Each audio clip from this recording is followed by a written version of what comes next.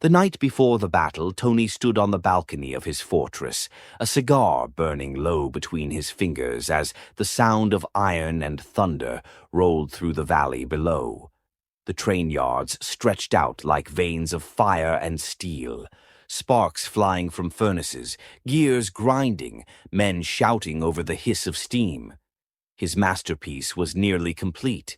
The Iron Leviathan, his mobile fortress, a colossal train bristling with cannons, mortars, and a newly mounted long-range artillery piece, stood ready to roll.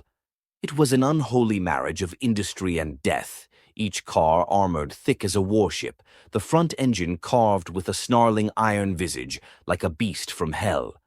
Tony's engineers called it madness. Tony called it destiny. He watched the crews work, his lieutenants pacing the catwalks like generals in a foundry of war. Ammunition carts rattled across the rails, shells as tall as men being loaded into the Leviathan's belly. The air reeked of oil and powder, of something inevitable. Tony smiled.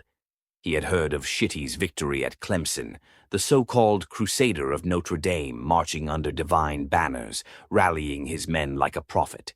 Let him come. Let him bring his faith and his fire. Tony would greet him with steel and flame. He turned to his adjutant. "Tell the men to clear the line. At dawn, we roll." The adjutant hesitated. "And the superweapons, sir?" Tony looked back toward the Leviathan. Steam hissed from its vents, the massive artillery barrel glinting in the torchlight. He could already imagine the first shot, the sound that would split heaven itself.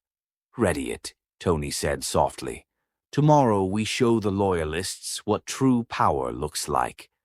Below, the great train roared to life, its engines screaming, the earth trembling beneath it. And as the smoke rose to meet the stars, Tony whispered to himself, not in prayer but in promise, "They think God fights for them. Let's see how he handles this."